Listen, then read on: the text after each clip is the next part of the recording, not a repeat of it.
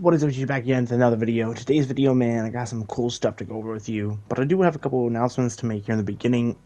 First off, sorry about the new uploads yesterday. I've been doing some stuff with New Year's and all types of fun stuff, getting some alcohol for the drinking stream that I was going to do tonight, but I think I'm going to push it back to tomorrow for New Year's Eve. And then also as well, obviously you're going to see some names in this gameplay as I'm talking. These guys, if you guys want to go check them out on Twitch, you're more than welcome to. Their TTVs are pretty much like gamer tags. But do keep in mind, these are the guys who, majority of them defriended me over lies that someone else was spreading. So do keep that in mind, that they're that type of people who don't hear it from you. They just kind of, hear from their own friends and then they take out what they want. But I'm not going to tell you not to sub them or follow them or whatever. So if you guys want to go check them out, go check them out. I will not have their links down below, but I will mention that they are streamers and that you guys can go follow them. This is some old gameplay that I'm trying to use up before I start getting montage clips. So another announcement: Montage of God 15 is in the works. I'm going to be start recording for it probably tomorrow and getting clips. So keep an eye out for that. It's going to be very interesting since I'm working on the Ultra Mastery. So it's going to be a lot of the same couple of guns, most likely. So it'll be very interesting. With that being said, let's get into the video. The secrets the pros don't tell you about. And this is more of like the mental fortitude of what it means to be a pro COD player, right?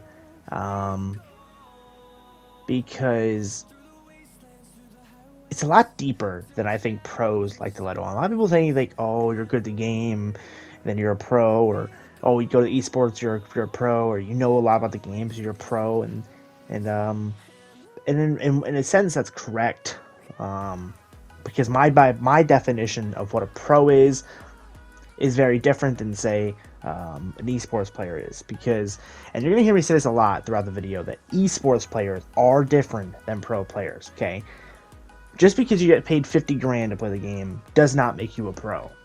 That's a misconception, because we have just gotten so used to being able to say that, oh, Scump's a pro player, right? When in actuality, right, a pro player, this can be said for pretty much every game out there, right? DayZ, Fortnite, GTA, Battlefields. The pro players aren't just, your esports players. They're your players that know every finite detail of the game, down to movements, aiming, maps, score streaks, settings, how to build classes, the best guns, the worst guns, the mid-tier guns. They know every finite detail there is to possibly know about the game. And they know this stuff confidently, like myself included. That's why I consider myself a pro player. Every year I spend hundreds of hours practicing and learning about the game in every possible way. By failing and winning and failing and winning at different things, I learn. And learning those things makes you the pro player, right? And I also believe in order to be a pro player, you also need to have a lot of time on the game. And by a lot of time, I mean a lot. Most TODs, I'm averaging around 1,000 hours. And I would say around 1,000 is medium on hours. Your high-end pro players that stream every day obviously have more time, but in my opinion, having the more time, if you've anything under 1,000, really no point to have a conversation. And there's some CODs that I have under 1,000 hours. I think like MW 2019 is one of those, just because the game's bad. But for the most part, every COD I have over 1,000, some multiple thousands of hours. And so that's why I think I'm going to make this video for y'all, because I want to show you all that there's a meaning behind this, right? And I always had a conversation with a guy named Gigantic Onion. You should go check him out. He's an awesome dude. And I've been playing with him on Warzone recently. A couple days ago, we had some political conversations, and it was really just an adult conversation. I know it's just kind of odd for for gaming, but we talked anything from politics to our religion and to Call of Duty. We kind of just had a good, man-to-man conversation. We were we had different beliefs, and it was a constructive conversation, I would feel. I learned things about him, he learned things about me, and it was a learning process. But one thing we talked about, and some people in this chat and him agreed when I mentioned this, and this kind of sparked the idea for this video, and that is being a pro player means you sacrifice things that many people take for granted. And I'm getting to depth with this in a second. But it's important to remember this, because when you're harassing players for being good at the game, or bullying streamers for putting tons of hours in the game, remember there's a soul behind that, who is putting a lot of things on the line to get to where they're at. And it doesn't make you any less of a man to want to be the best. Okay, let's start off with that, right? If you want to be the best at a video game, there's nothing that makes you less of a man, right? I know some people like to make the argument that it's a waste of time, or it's a waste of oxygen, right? To just waste your time playing a video game to get good at it instead of having fun. I feel like that's a lie, because even though, and I'm going to explain this here in a second, that you as a pro player will not have fun playing the game, it's kind of ironic in a way, because when you want to be good at the game or become a pro, you will have to sell your soul, the soul of fun specifically, to get to that point, right?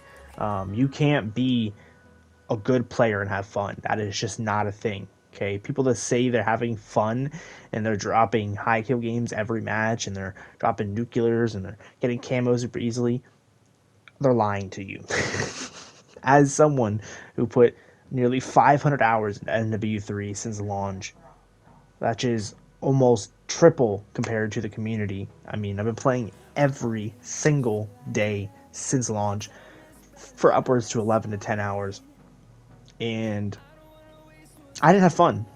Not a single one of those days. That's the truth. Okay? And I'm going to explain why. So, normally fun is something that most people have on a video game when it comes to, like, completing a fun task, or, beating that level, or earning that trophy, or whatever, right? But you're only playing for 2 hours a day, 3, 4, maybe putting 100 hours in that game, moving on to the next one. Pro players play the same maps, the same game, the same guns, the same cars, depending on the game, every day for months or even years straight. Now think about doing anything in reality, from your job to cutting the grass to eating food. You do that repetitively every single day for multiple months on end, or multiple years on end, kind of lose the fun. And I think that's the ultimate secret the pros do not talk about, is the fact that you will not have fun.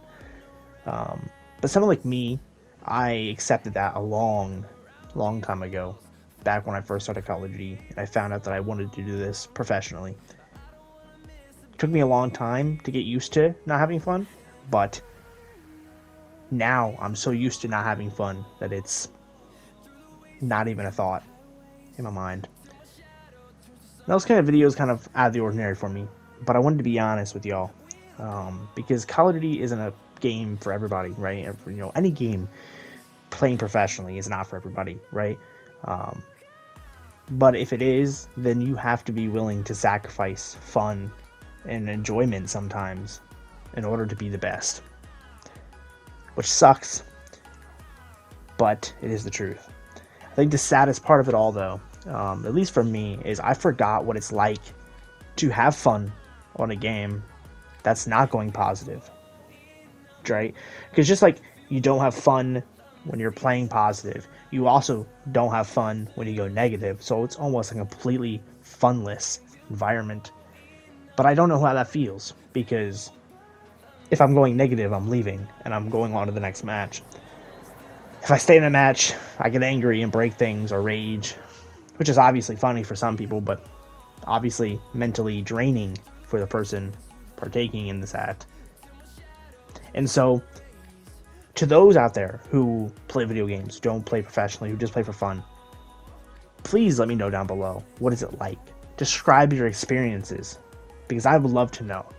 My brain is incapable of understanding what it's like to go negative every COD match you play, or die every time you get in a firefight on GTA. I can't comprehend that, because I wouldn't play the game if I can't be the best. It is the best mindset and the worst mindset to have, which again is why I say being a pro player or being pro at anything takes sacrifice that some people who don't understand it will never understand, because they're not doing it. I know there's probably some people out there that probably could word this better than I am, but I hope you guys found this video pretty interesting.